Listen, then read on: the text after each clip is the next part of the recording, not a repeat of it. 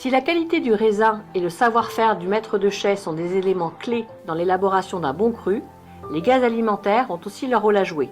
Zoom sur la collaboration d'Air Products avec le château Larrivée-Aubryon.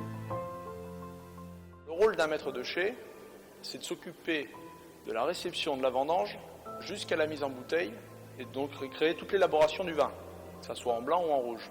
Le château Larrivée-Aubryon travaille avec Air Products depuis janvier 2014. Ils nous ont sollicité pour diverses raisons, pour nos produits et pour notre réactivité sur le secteur. Il faut savoir que le château Larrivée-Aubryon utilise essentiellement du CO2 et de l'azote en cadre durant les périodes de la vendange. Ensuite, ils vont surtout utiliser des bouteilles d'azote ou de CO2 et parfois d'oxygène pour pouvoir continuer leur vinification tout au long de l'année. Utilisation des gaz à la réception de vendange, CO2 et azote en pressurage en blanc. Alors, l'utilisation du CO2 lors de l'encuvage du raisin dans le pressoir. Première phase de pressé, première heure sur CO2. En deuxième heure, on va utiliser l'azote. Donc là, le mou qui a des risques d'oxydation sera protégé par le gaz sur toute la période de pressurage. Derrière, sur la période de fermentation, le vin est en phase réductrice, donc il n'y a plus besoin d'être protégé. La fermentation va dégager du CO2, le vin est protégé. Par contre, à ce moment-là, on va utiliser de l'oxygène pour oxygéner les levures, le but étant d'augmenter leur population afin d'optimiser la fermentation et donc de consommer tous les sucres.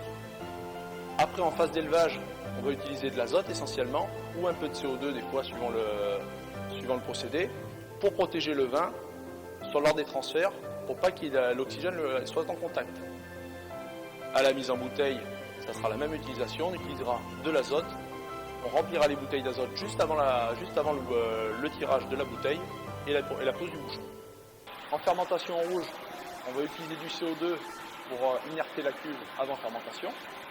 Après en fermentation, elle va s'auto-inerter par sa production de CO2. Lors des transferts, le vin est encore en phase de crise, on n'utilise pas de gaz. Par contre, après l'entonnage, où on aura mis l'intégralité du vin en barrique, on va avoir les périodes régulières de houillage où on va réintégrer une petite proportion de vin perdue par la part des anges.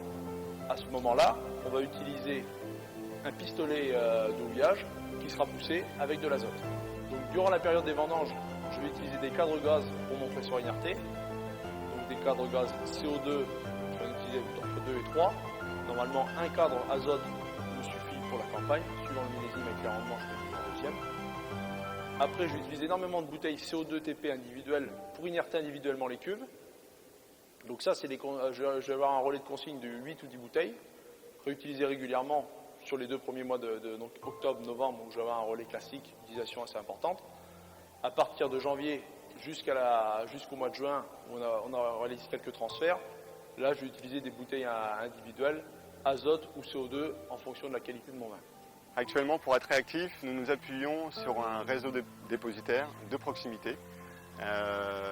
Nos clients souhaitent être livrés le plus rapidement possible lors des vendanges. Et c'est à ce moment-là que nous intervenons et nous pouvons répondre sous 24 heures ou même dans la journée. Nous pouvons livrer nos clients sur site par l'intermédiaire des dépositaires basés sur la région bordelaise.